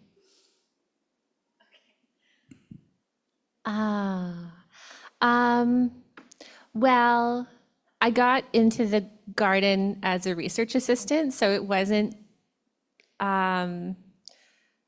it was something I loved doing, but wasn't something I chose specifically for my practice. But I think you just have like no choice but to be with the weather and with the land and with the growing seasons. And if it's raining, we have to sit under the tarp for a while, or nobody's doing VR. So I don't know, it's kind of a simple answer, but it's just really, it feels like it brings me into the moment, and into the moment with other people. I guess just the culture that emerged in that garden specifically is like working together for a common goal, which is to generate food for ourselves and for people facing food insecurity. Yeah, I don't know. And then the technology part, I guess it's interesting. And what I noticed by having people do VR outside was that they seem to feel a lot more comfortable. It's one thing to be like in a room where it's kind of designed to, be perfect environment for it, or people who had experienced it in galleries maybe. So it was an interesting translation. And I think technology, like even, we were making recordings of the leaves rustling and putting them in VR, and that's spatial audio. So it was just cool to see a different dimension of things. Anybody else? I would like to say that in my case, plants were the path to access difficult knowledge. So it was very non-planned. It was spontaneous, and it was interesting because we started talking about like spiritual practices in comunidades community, and that's how he started to talk about plants, no? All these spiritual properties and healing properties that plants have. And that's how he ended up talking about himself, his family, his grandmother. So It was like the container of memory, but it wasn't something that I planned. It was something that I learned through interviewing and drawing together. Yeah, I think in kind of like these handmade films, analog film, there's kind of like a turning, like a turn.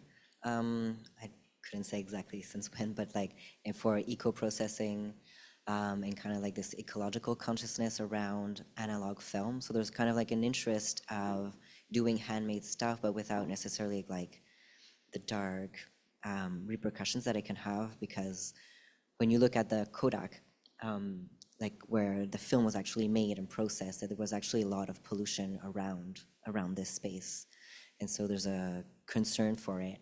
And there's a place where I was able to go called the Film Farm, which actually hosts like a cohort of different filmmakers every summer, and which kind of like is able to teach these methods of eco-processing and of filmmaking, and you're also filming in an outside environment. So you're with like this Bolex camera, so this manual camera, and you're outside in the countryside with the cows beside you and in the fields and the bugs and everything, and you're editing manually in a how do you say, the barn. So I don't know, it gives a certain tint to it. But then, as you say, of course, there's also the question of like it becomes digitalized. So at some point, it's not, only this physical material. And I think what that does to the film, to the filmmaking, it adds kind of this layer of, it's not just embodiment, your body and the film material, it's your body in environment and the film material and the film in environment as well. I don't know. Do I have? I do have.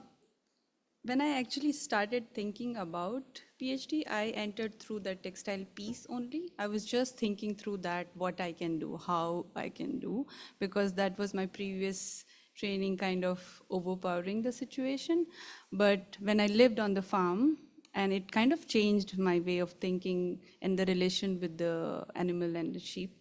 Of course, it takes me back to all my childhood memories, because every year, 2 months is a long period of time. And in desert, there is any which way really less vegetation. So plants play a really important role in their life. Even they worship trees only. That's their thing. Like there is no other idol or anything else. So I started thinking from that point of view, what they're eating. Because on the farm I was on, one of the artists who own the farm, they have a Métis as a cultural heritage, and they had a lot of knowledge about indigenous plant, and that's what they were doing when they started taking over this farm. They had 2 or 3 varieties, but their main idea was to improve the soil health through that, and when you do that, sheep will be eating that, so you will be improving their health.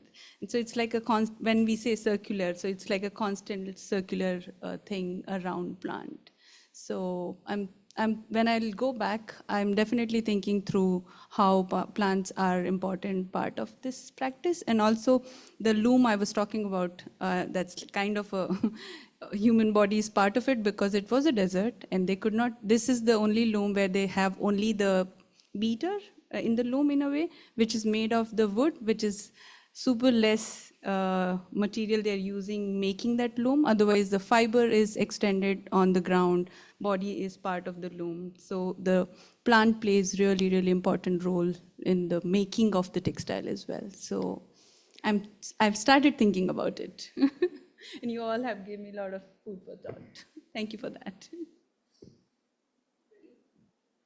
There is a question on Zoom. We have a question from Deborah. Deborah says, how do you allow mistakes to be a vehicle or a trajectory for research creation? That's a great question.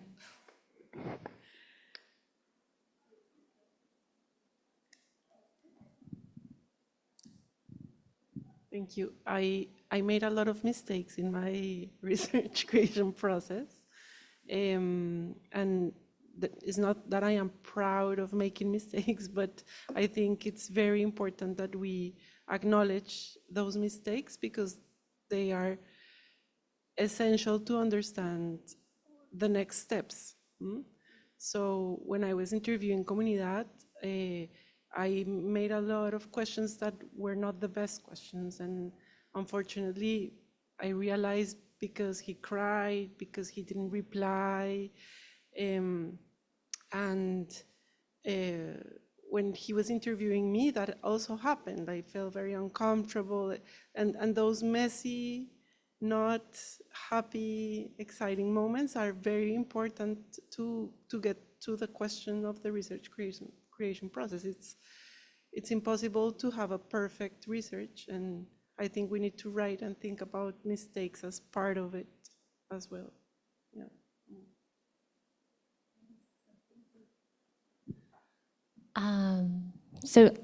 Yeah, on a digital creative level, I deal with glitches a lot, which I guess are a kind of mistake or sort of unexpected rupture that happens when making something. It's kind of a weird accident that I'm working with VR. It's not something I ever imagined, and I'm not a very techie person. So I often find myself trying to do something, it doesn't work. I either scrap the project and start it over, or sometimes I go into the mistake. So for example, I had a project, I think 2 years ago now, where there's one area where your avatar, your body gets separated from your awareness. So you're having an out-of-body experience in VR. And I talked with a professional VR artist who was like, yeah, this is not something special. This happens all the time. But for me, who was unaware of that and untrained, I thought it was really interesting and trippy. So I made a shrine around it, and then I invited people to come into the shrine and have out-of-body virtual experiences. So in that instance, it wasn't so bad that it broke my project. And it was interesting enough that I could dive into it. Now I'm writing like a whole chapter on glitch, which is also traced through like queer, feminist, trans writing. Legacy Russell, for example, talks about like the glitch, those like momentary breaks or ruptures that happen in social spaces and performance spaces that kind of like allow us to feel into new kinds of revolutions. So that's, anybody else?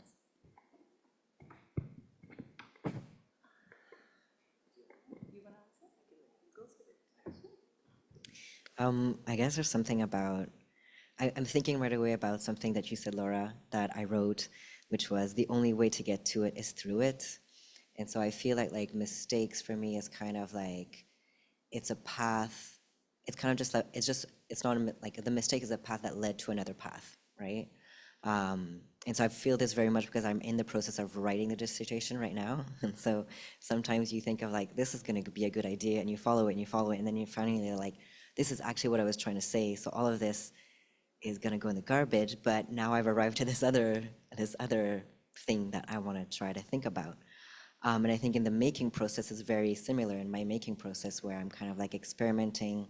I'll experiment with like a lot of different techniques. I think that's my way of working. And sometimes the technique will not be kept in a film at all. There's a whole sequences that won't be kept because it doesn't fit in it, you know, at that time.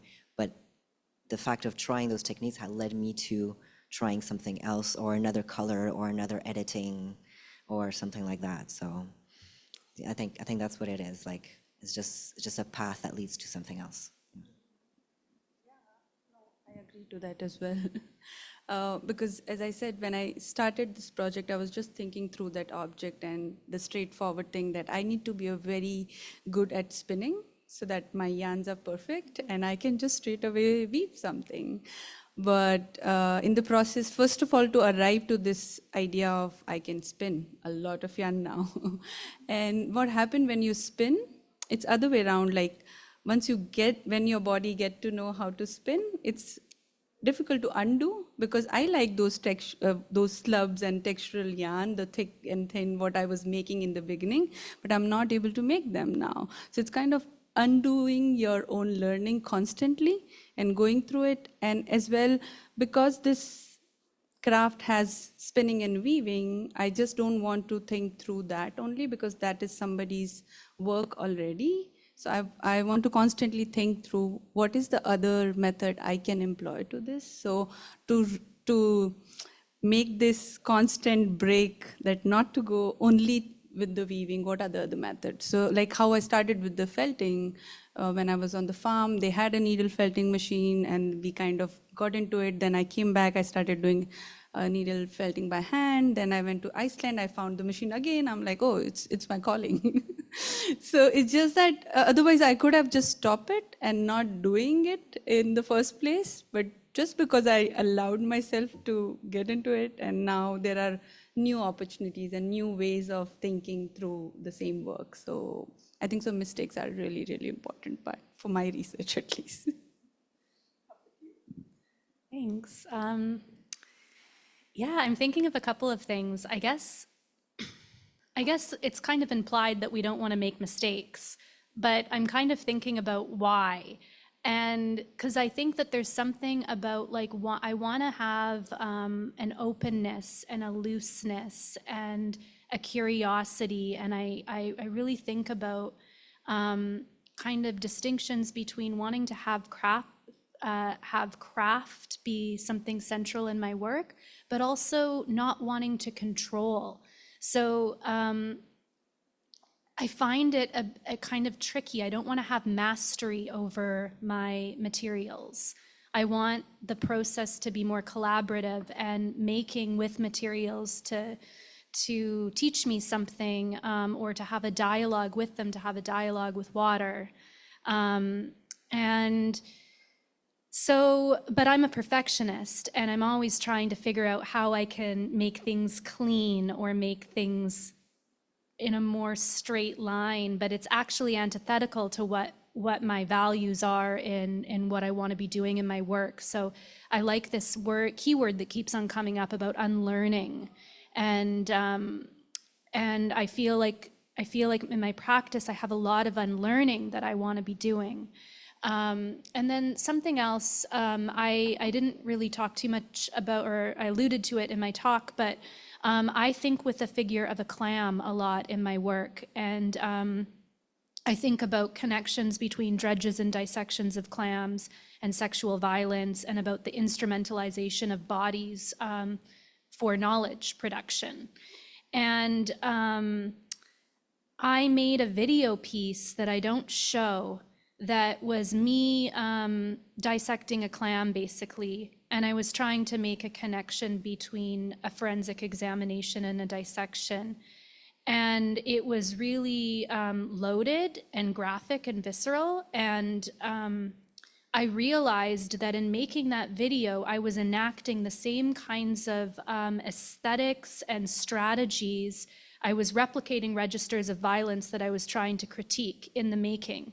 And so that I felt was a mistake. I regretted making that work, but it was only through that experience of doing that and making that piece that I began to discern something so critical to my work, that I want to try to find ways to talk about the institutional aftermath of sexual violence without replicating those same mechanisms of harm in the process of making.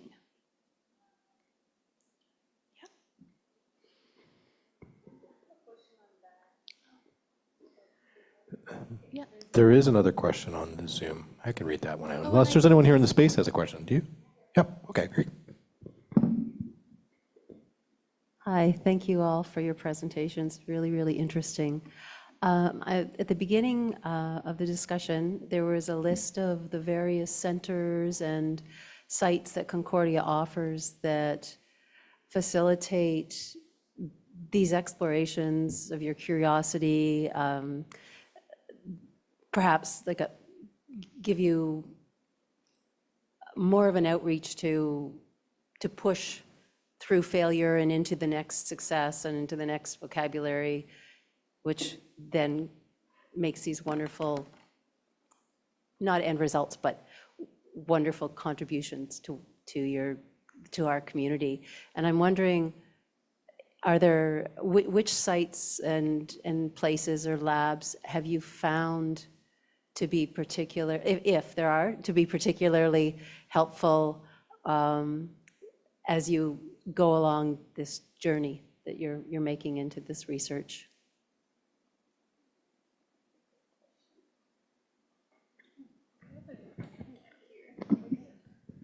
One, two, three. Yeah.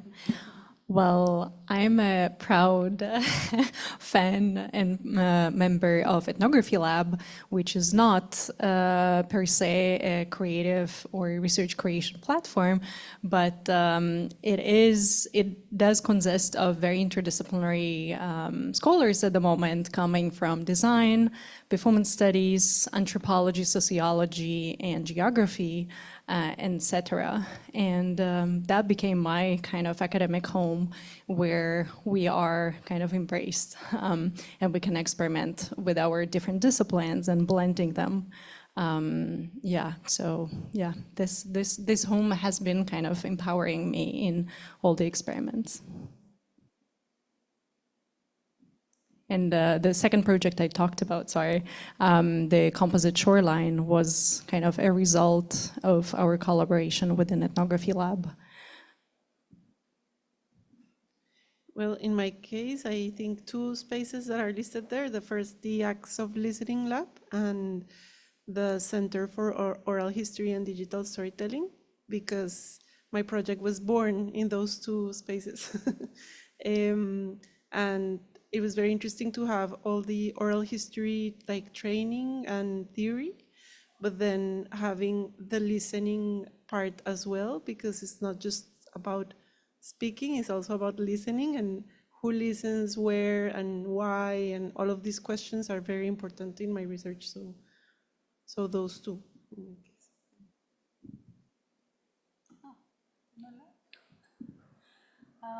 For me, so as I mentioned in the beginning, my project is hosted in geography and environmental studies. So when I came, I was desperately looking for all the textile people from Concordia. So I became part of Milieu, and they have textile and materiality cluster, and all the people like me who are working in the interdisciplinary area, most of them are there, and it's kind of a very interesting cohort of, I think so, not only cohort, we are different people, but it's a great environment to see how other people are developing their projects. There is a support system, and you have, every time there is a route for you to go. And also the oral history for me as well, the Center for Oral History, because I employ that a lot in my research, but I was not actively involved in the beginning, and I had no idea this is something we have it here. And I'm so lucky that, as you mentioned clearly, act of listening is really, really important in my work, at least, because these are oral traditions, and more I listen, more I will be able to gather what is important for the project and for them as well. So it's also a collaboration between both of us, right? So these two, and also I'm part of something called the Loyola Sustainability Research Center, which is hosted in Loyola campus, but they do a lot of meetings together. They also host a conference, yearly sustainability conference here. So that also become one part of connection, where I meet a lot of people who are working in sustainability environmental sector. For me, I've been mostly involved with the Feminist Media Studio at the Loyola campus, and it's a place that brings together reading groups and offers rental of technology, and offers space to its members as well to make creative works. And so I've benefited from that space for sure.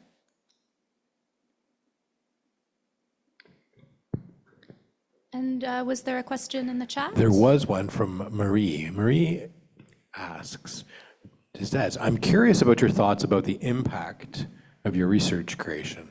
Is there something about creating an interdisciplinary object or a process or writing that goes on living and changing the world around it? Is your idea of a destination point for your research or your art practice different after engaging in research creation?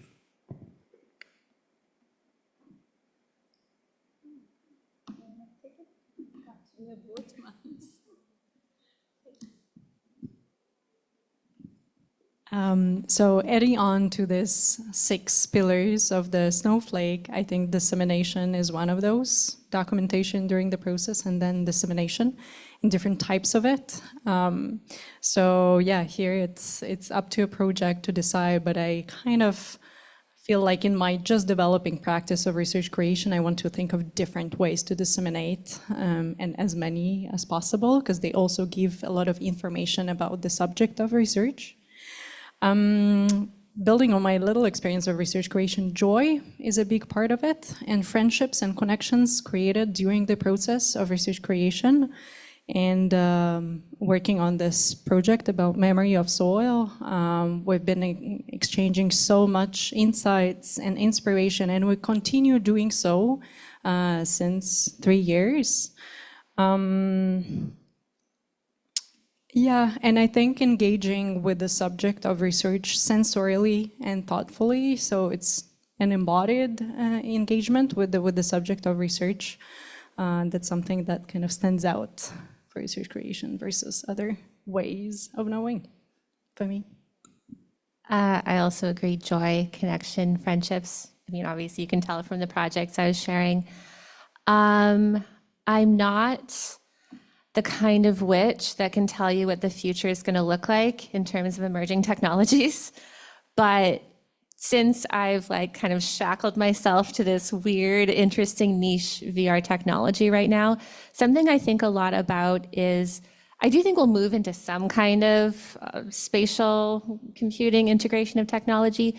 But if somebody's first experience of it can be making a drawing of a carrot and then seeing it in a virtual environment instead of like shopping on Mark Zuckerberg's Meta platform, I think like for me, that's like a small fun. It's not the most intellectual answer, but I think it's important for people to feel like their first experience with something like this, there's some kind of agency going on, collaboration, co-creation that at least is possible, that might even like shift their imagination or relationship with technologies. Because so often, it's like we feel like we're under the thumb of something, or the internet itself is now toxic, which it's like, okay, it's a tool, it operates in a toxic way, but I think that's like a very, whatever, I'm getting off on a tangent, that's not interesting, but that's what I would say.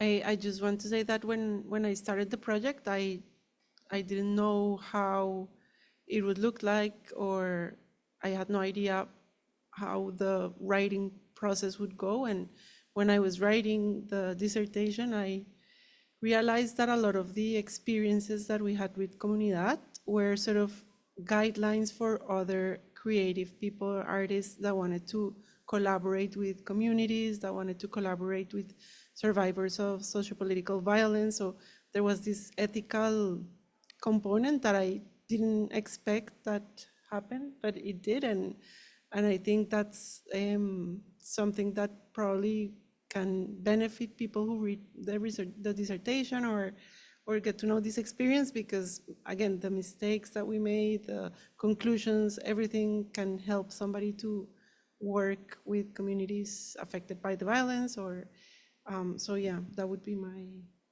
reply. Okay. You want to say? I really don't know what to answer. It's a very stressful question. I'll give you thinking.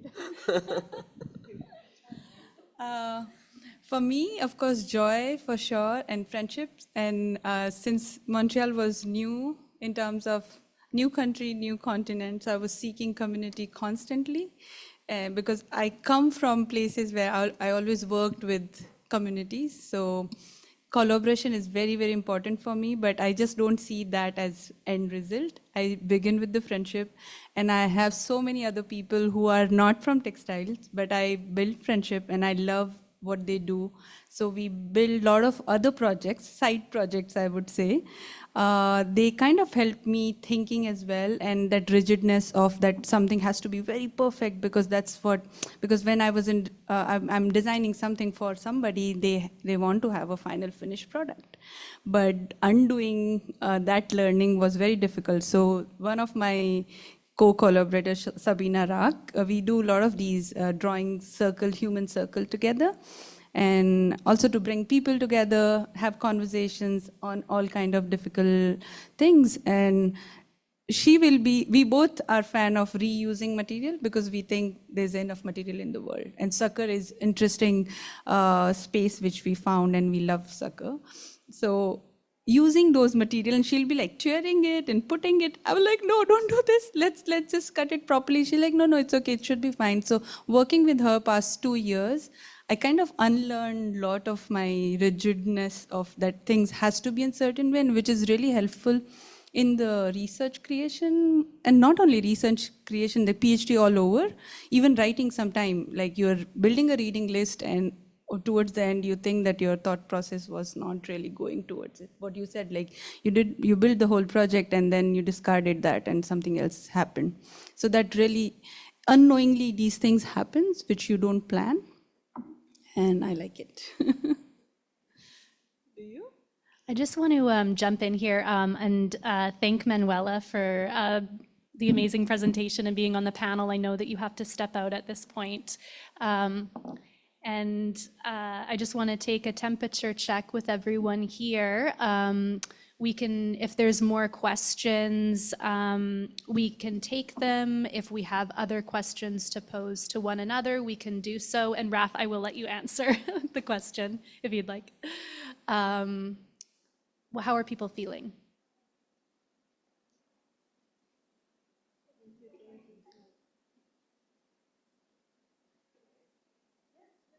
Are there any more questions from the audience or in the chat? We're not seeing any in the chat right now, Laura. And in the space, anyone? No? Yeah, I think maybe this is a nice moment to transition into the last part of our event, which is just informal conversation, coffee, drinks, and checking out some research creation materials that we've brought along, and yeah, continuing the chat. Thank you so much.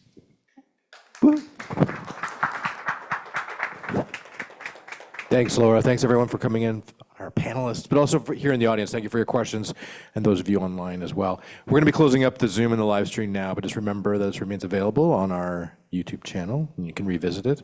There's some really good ideas. You can also search in the transcript, actually, to find some of the key points there. There's one more thing you should do, and that is have a